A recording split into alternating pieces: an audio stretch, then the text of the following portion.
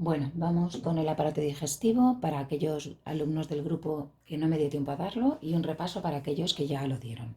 Estamos en el tema 7 de nutrición en animales, en la primera parte que es digestivo, respiratorio y digestivo, y nos faltaba por explicar el digestivo humano como el ejemplo del digestivo más desarrollado.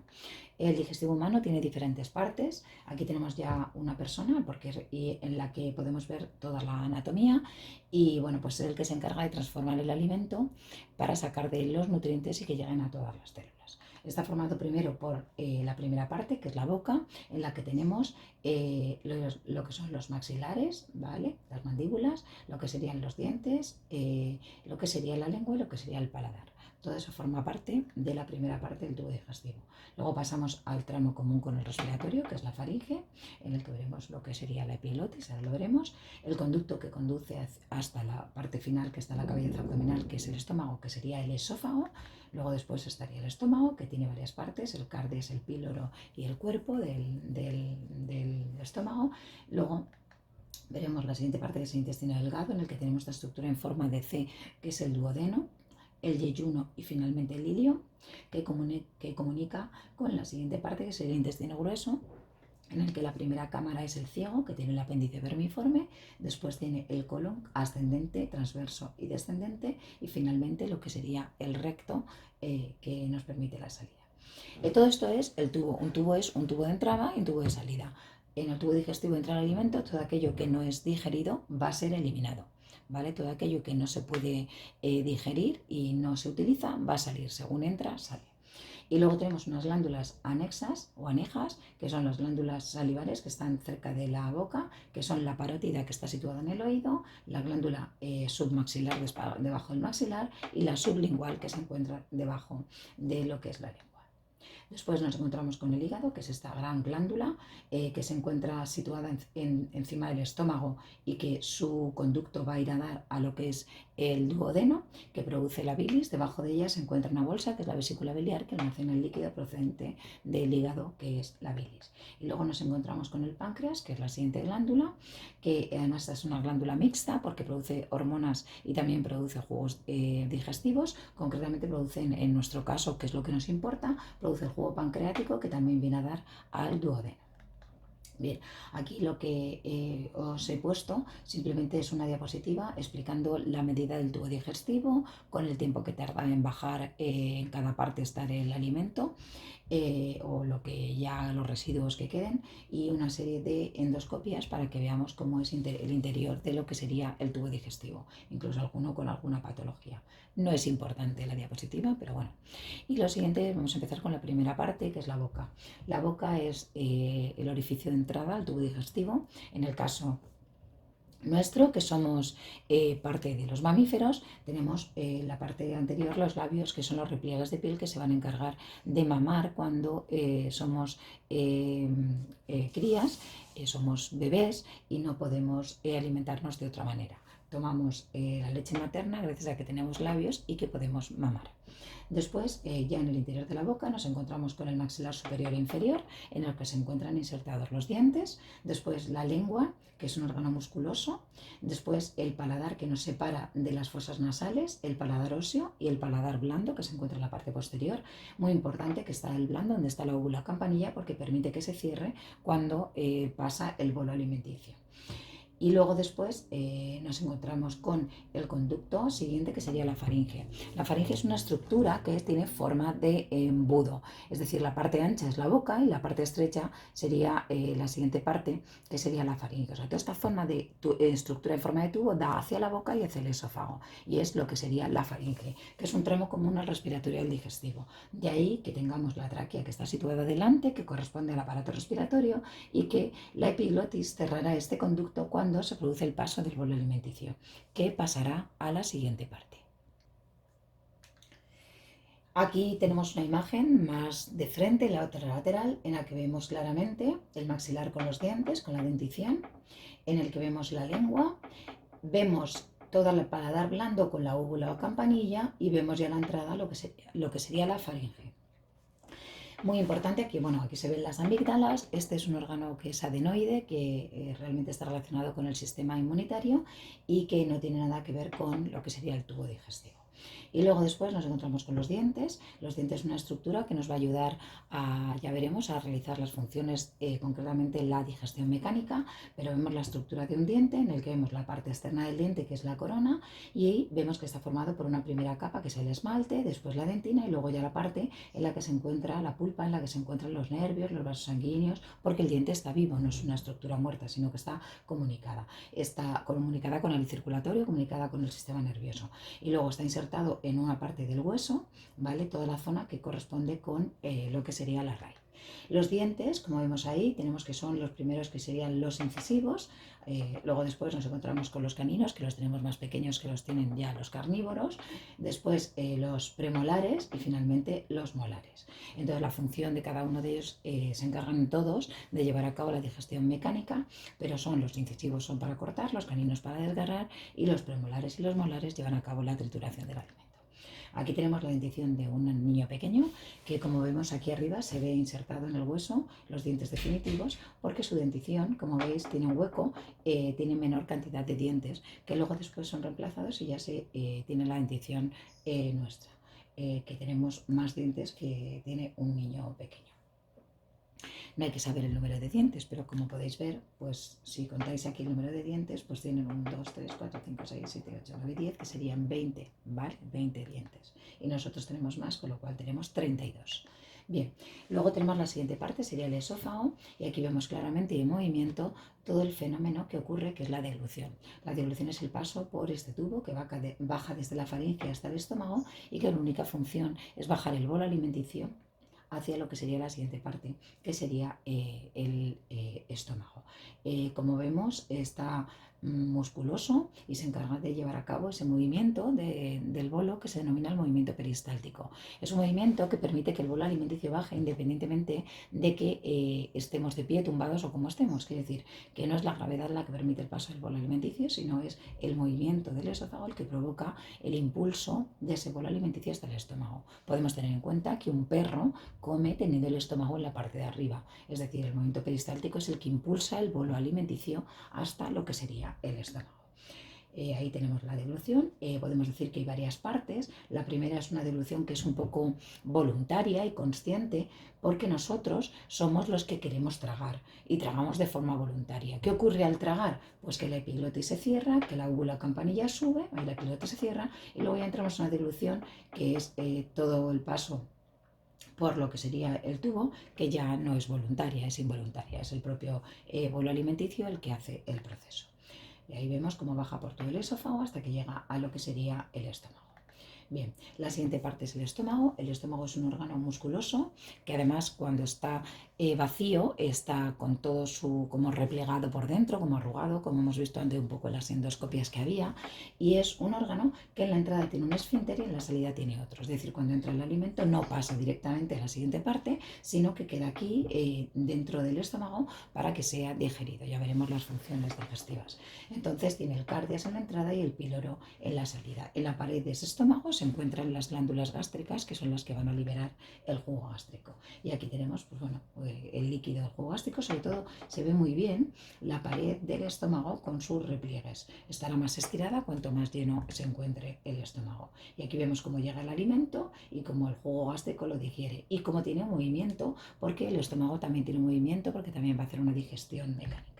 Bien, luego tenemos el intestino, que tiene el intestino delgado, tiene varias partes. La primera es el duodeno, luego se encuentra el yeyuno y finalmente se encuentra el ilion, ¿vale? Que sería una parte del digestivo, que ya veremos las funciones que tienen, pero entre ellas tiene la digestión y la absorción del alimento.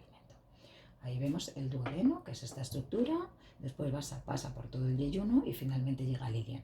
Parece ser que la diferencia como un poco más clara es que las asas intestinales, que son los repliegues del intestino, son como más horizontales en esta parte y aquí empiezan a ser un poquito más verticales. Pero bueno, es el primer tramo es el yeyuno y el segundo es el ilion. Y aquí lo tenemos, ¿vale? El duodeno, el yeyuno y el ilion. Bueno, El intestino en su interior se caracteriza porque tiene esto, que son las vellosidades intestinales. Las vellosidades intestinales son repliegues, que además tienen después otros pelillos, que son las microvellosidades intestinales, en las que en su interior presentan varias cosas. Una de ellas son los capilares arteriales y venosos para llevar a cabo la absorción de los nutrientes, y en su interior un vaso aquilífero, que es un capilar linfático, porque también muchos de los compuestos que absorbemos pasan, muchos al circulatorio y otros, como son las grasas, van a pasar a lo que serían los vasos linfáticos. La siguiente parte es el intestino grueso. Está formado por la primera parte, que es la cámara, que es el ciego, con el apéndice, que vuelve a ser otro órgano adenoide, y que, bueno, pues que si se acumulan ahí restos de lo que hay en el tubo digestivo, puede provocarse una infección y tener apendicitis, y hay que quitarlo. Pero bueno, mientras esté, pues un órgano linfoide. Después el colon ascendente, el transverso y el descendente. Y finalmente nos encontramos con lo que sería la última cámara, que es el recto, que es donde se acumulan. Luego existe en el recto un esfínter que permite la salida, y ya en lo que es la estructura, que es el ano. ¿Vale? Ahí vemos cómo se mueve todo el movimiento de todos los residuos que no han sido digeridos. Bien, ahora vamos a ver un poquito las funciones que tiene cada una de las partes. En la boca nos encontramos con que, gracias a los... bueno, primero lo primero es que es la ingestión, la incorporación del alimento al tubo digestivo. Después tiene lugar una digestión mecánica, que está llevada a cabo por la mandíbula, que se mueve junto con los dientes, que llevan a cabo esa digestión mecánica, y la lengua, que ayuda a colocar el alimento entre los dientes. También tenemos el paladar, que ayuda a que se favorezca esta digestión mecánica. Además tenemos las glándulas salivares, que producen la saliva, producen insalivación, y la saliva, además de ayudar con su líquido a la formación del bolo alimenticio, lleva a cabo una digestión química previa, que es sobre todo que tenemos la amilasa, y va a llevar a cabo la digestión de lo que es el almidón.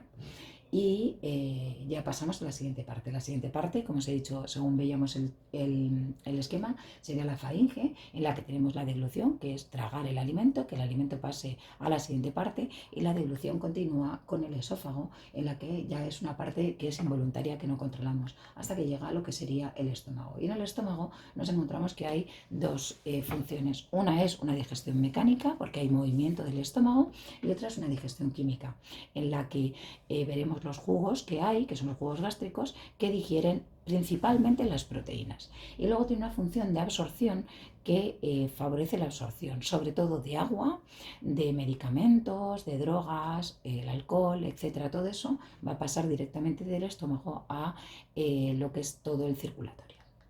Después nos encontramos con el intestino delgado. El intestino delgado, gracias al hígado, al páncreas y a los jugos intestinales, a las glándulas de la pared del intestino, se producen los jugos intestinales también. Todo ello lleva a cabo una digestión. Lleva a cabo una digestión química con los jugos intestinales, y también hay movimiento intestinal. Y luego se produce, sobre todo, como principal función, la absorción en todo. Por eso es tan largo, porque es largo, y además tiene las vellosidades intestinales, que aumentan la superficie de absorción, y esto hace que todos los nutrientes pasen a lo que sería el circulatorio, para llegar a todas las células. Después nos encontramos con la última parte, que es el intestino grueso, que es el que se encarga de la absorción principalmente de agua, y finalmente de la formación de las heces, que se eliminarán por un proceso que se denomina digestión, a través de lo que sería el ano. El hígado va a producir un líquido, que es la bilis. No lleva a cabo digestión, sino que lo que va a hacer es emulsionar las grasas, y el páncreas, en su parte digestiva, no en su parte hormonal, va a producir el jugo pancreático, que favorece o ayuda a la digestión.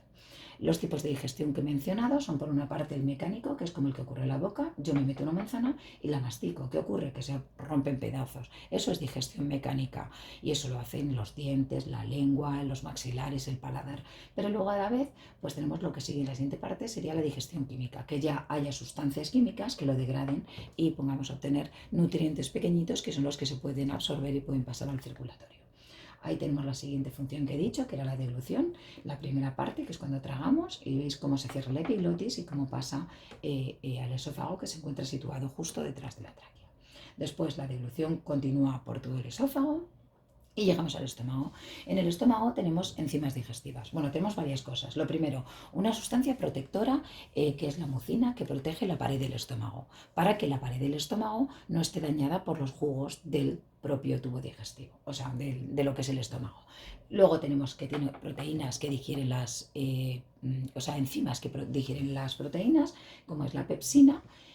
Luego tenemos un ácido, un ácido, que es el ácido clorhídrico, que lo que hace es, sobre todo, intentar destruir los microorganismos que han podido entrar, pero sobre todo crear un pH ácido para que puedan actuar el resto de las enzimas.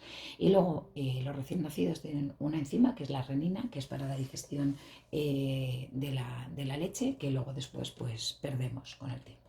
En el intestino delgado, que vienen a dar por una parte el jugo intestinal, el jugo pancreático y la bilis, nos encontramos con que se digieren los glúcidos porque tienen las maltasa, lactasa, sacarasa, es decir, lo que serían las enzimas que digieren los glúcidos. Luego el jugo pancreático, esto es en el caso del intestino delgado, el jugo intestinal. Luego el jugo pancreático, que tiene también enzimas que digieren las proteínas, como son la tripsina y quimiotripsina, y digieren los lípidos, que son las lipasas. Y luego, como hemos dicho antes, la bilis lo que tiene son las sales biliares, que lo que van a hacer es llevar a cabo la emulsión de las grasas para que puedan ser digeridas por las enzimas que hay en el resto del intestino.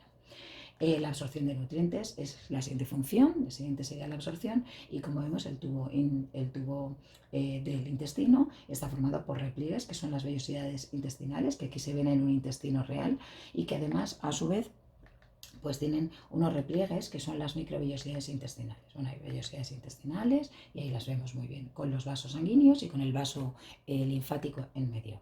Vale. Y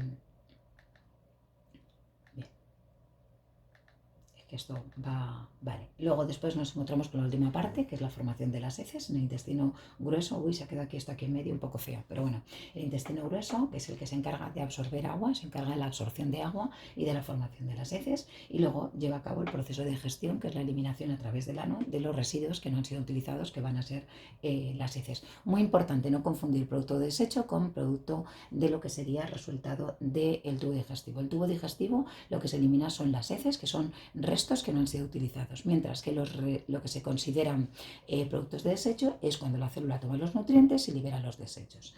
Bien, y luego ya tenemos esto muy importante, que es la flora intestinal. La flora intestinal tiene muchas funciones y tenemos una de ellas, es nutricional, porque nos ayuda a fabricar algunas cosas, sobre todo vitaminas, como la vitamina K o como algunas de las vitaminas E, incluso nos ayuda a la absorción del calcio y del hierro, sobre todo en el colon, y favorecen el movimiento intestinal. Además tiene una función protectora porque impiden que se implanten otros microorganismos, no otras bacterias patógenas, y provocar infecciones, aunque a veces lo hagan, pero la función de la flora intestinal es protegernos. Y luego inmunológica, porque también aumentan nuestras defensas, con lo cual cuando alteramos nuestra flora intestinal, pues tenemos que recuperarla porque tenemos algunos problemillas. Bueno, con esto tenemos el tubo digestivo más o menos explicado muy brevemente y espero que os sirva para las actividades que os mandaré.